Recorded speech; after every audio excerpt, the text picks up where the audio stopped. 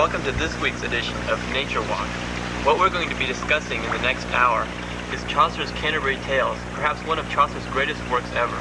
Specifically, because our time is limited, we will be discussing only Chaucer's Miller's Tale. Chaucer's Miller's Tale is important because it was one of his best fabliaux. A fabliau is any tale which combines profanity with a folk element to produce a tale which is not strong on morals, but is at the same time very interesting and very fun to read.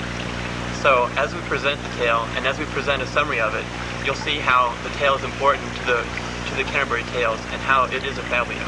Before beginning with a summary of the tale and critical analysis of it, I'll first present a description of what Chaucer says about the miller in the prologue.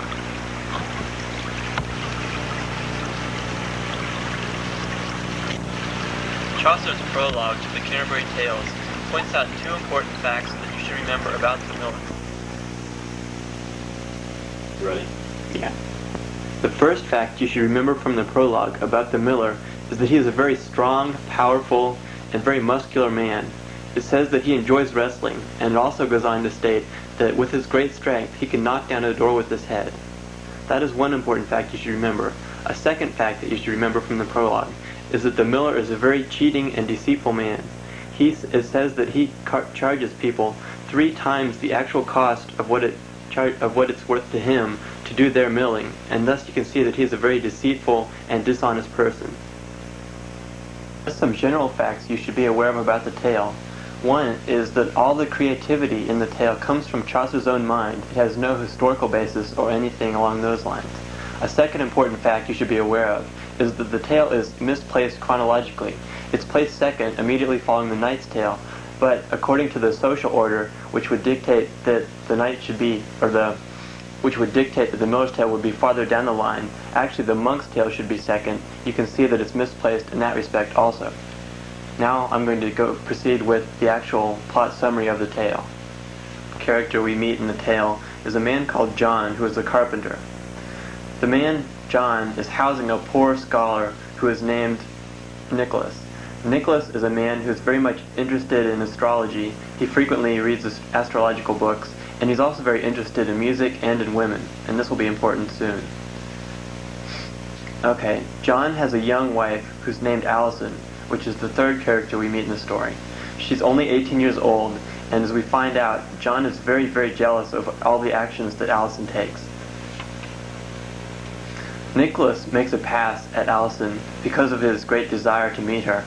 One day when John is out of town, and Allison is at first shocked, but soon she decides, well, I don't have anything to lose as long as John doesn't find out. So she goes along with it, along with the conditions that, Nicholas can keep it a secret.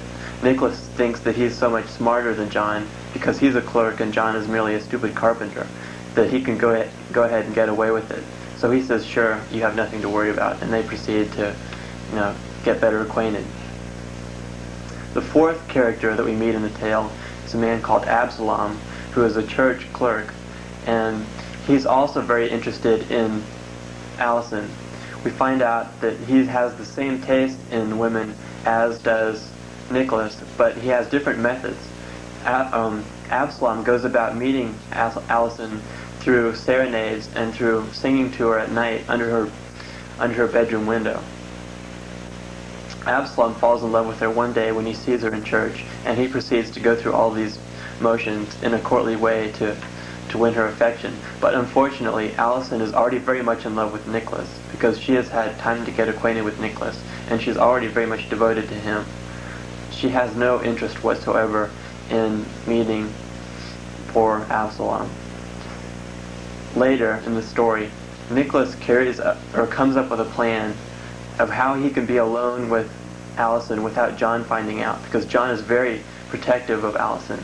So what Nicholas does as part of his plan is that he stays in his room for many, many days, and he won't come out for anything. He just stays in there and he will not come out despite John's pleadings.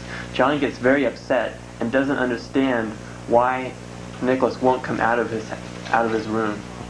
So finally, as a result of John's frustration, he breaks down the door with his head and thus asks Nicholas why he won't come out of his room and tries to determine what the problem is. Nicholas says that he's staying in his room because he's afraid of a great flood which is coming at any moment. And John suddenly gets very worried about this flood and asks Nicholas what he can do to save his life. Nicholas goes on to explain to John that the flood that's coming up will make Noah's flood appear in comparison like a drizzle. John is so worried that he's just frantic. Nicholas says to him that the only way that he can save himself and his family is if he makes 3 small boats and hangs them from his roof the night before the flood and waits for the flood to happen. John proceeds to do this because he's very gullible and because he trusts Nicholas very much. And then as a result of this, John, on the night of the predicted flood, goes out into the boat and spends the night there.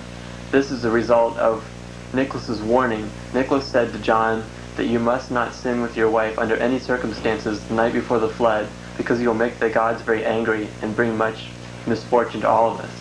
So John spends the night in the boat that night and leaves Nicholas free to mess around with his wife. And that's exactly what happens. That same night, though, Absalom comes over to talk to Allison, but what he finds is that Nicholas and Allison are already together. What Absalom does to get Allison's attention, again, is that he serenades her under her window. But as a joke, and sort of to get rid of Absalom, Allison sticks her buttocks out the window and tells Absalom to kiss them. He does this, and he's very, very embarrassed and very, very upset. And in return, he decides he's going to get even. So he goes to a blacksmith shop and gets an iron red hot poker and comes back shortly. When he comes back, he tells Allison to come outside because he has a gold ring to give her. And Allison's response is that she tells him that she'll be right out. But in reality, Nicholas sticks his buttocks out this time and asks Absalom to kiss them. Absalom, in order to get even, of course, stabs Nicholas with the red-hot poker. Nicholas screams out, and he starts screaming, "Water, water!" Nicholas's sudden exclamation at his surprise causes John to cut the ropes which hold the boat. Then John falls to the ground and breaks all the bones in his body, and winds up in the hospital. In the end, everyone loses because John is in the hospital and he's injured, and Allison loses all of her love and her husband because her husband is in the hospital, and also Absalom ends up with nothing. He's no better than he was to begin with, and finally Nicholas gets nothing because he loses his board, and he also loses his love, which is Allison. Major characters in this tale are Nicholas, Allison, Absalom, and John. Nicholas is presented in the play as Hende, Hende, which can mean many things. Some criticisms say that it means he was pleasant, while others say it means he was sly and sneaky. It's easy to see how both of these descriptions fit his character. Some other traits of Nicholas are that he's knowledgeable about love and astrology and other interests of his. He's also creative. When he comes up with the plan, that's another characteristic of his personality. And one thing that's interesting to note is that it was unusual up until Chaucer's time to call someone sly unless you were meaning to imply that they were evil. All the people up until that time who were described as sly and sneaky were associated with evil and with the devil. But Chaucer sort of changed that by making an interesting yet good character out of someone who was deceptive and sneaky. The second major character, apart from Nicholas, is Allison. Allison is John's wife. She's only 18 years old, and she's considerably younger than John. This is one major reason why she is so susceptible to Nicholas's intentions. Another characteristic of Allison is that she is very charming and very attractive, but she's also very dumb and very unwise when it comes to common sense. Thirdly, is that she is compared in many ways to animals and to nature. For example, Chaucer says, or the miller actually says, that she's as graceful as a weasel, and he also says that she's softer than sheep's wool. There are many other comparisons to animals and nature throughout the description of Allison. The importance of these descriptions and comparing her to animal and to nature is that it shows her innocence, but it also reveals that she is a person who acts on natural instinct, and that is why the animal and nature comparisons are important. Another fourth and final comparison that is made between Allison to another object is when she's compared to a gold coin. This signifies her material worth to John, her husband.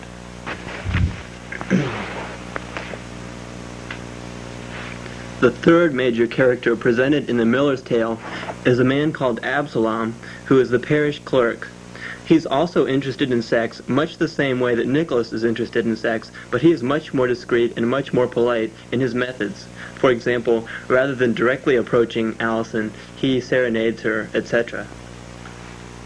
The Miller also describes Absalom as jolly, and he says Absalom has pretty curled hair and a rosy complexion. These characteristics are indicative of a heroine of the medieval times, and it's kind of apparent that Absalom is less than masculine. He's also presented as being kind of dumb, as are the other main characters. Finally, the fourth major character presented in the Miller's Tale is John, who's the carpenter. He's not really described well throughout the play. He's more of a background character that's not really essential to the plot development. He's also stupid, as are the other characters, but in some ways he's sort of a likable person. He's presented as rich and sort of very protective of his wife, even though she's very much younger than him. Finally, we'll be summarizing what the critics have said recently about the Miller's Tale. One major criticism of the plot of the Miller's Tale is that it summarizes the theory of destiny. This is evident in the conclusion of the plot, where each of the characters ends up with really nothing more than he started out with, and in fact those characters which committed bad acts during the tale are actually punished. For example, Nicholas, who tries to win the affections of Allison, actually is punished very gravely by John in the end, when John finally finds out that Allison has been unfaithful. And also, although it may not seem as clear, John is punished also because he's very seriously injured when he falls out of the boat. I guess you could attribute that due to his gullibility when he falls for the stupid prank that Nicholas plays on him. So you can see that all the people who actually commit some sort of wrong in the tale are punished in the end, and that is why it's an expression of the theory of destiny. Now, a second major criticism or critical theory about the Miller's Tale is the comparison between the Miller's Tale and Noah and the biblical flood. Noah in the Bible saves the best animals on earth in the ark. He saves 2 of all the animals that he can find. And also, in Noah's action, Noah blindly accepts what God tells him to do. He believes that he's doing the right thing because God told him to do it, and he proceeds without really understanding exactly what or how he's supposed to go about what he's doing. Now, Noah is compared to John because John heeds Nicholas's advice, and John goes ahead and builds the boats and hangs them from his roof without really understanding why or how Nicholas ever understands that a flood is going to come. He just more or less blindly accepts this as a fact, and you can see the comparison there. But a third comparison that the critics make is between the Miller's Tale, and the role of occupations and jobs in the tale. One example is the carpenter, John. He is compared to Christ because Christ was also a carpenter, and that is the vocational symbolism that's present here. And you can see in some ways how he's sort of biblical and representative of Christ in the way that Nicholas treats him. But a second comparison to vocations is Nicholas. Nicholas is an astrologer, and in the medieval times, when Chaucer wrote the Canterbury Tales, astrologers were thought to be part of the bad science, unquote, in which people were so it was thought, trying to disprove the Bible and disprove the teachings of God through astrology and through, just through proving the scientific method about stars and how people were created. And therefore, astrology sort of got the connotation of being a bad and an anti-Christian science.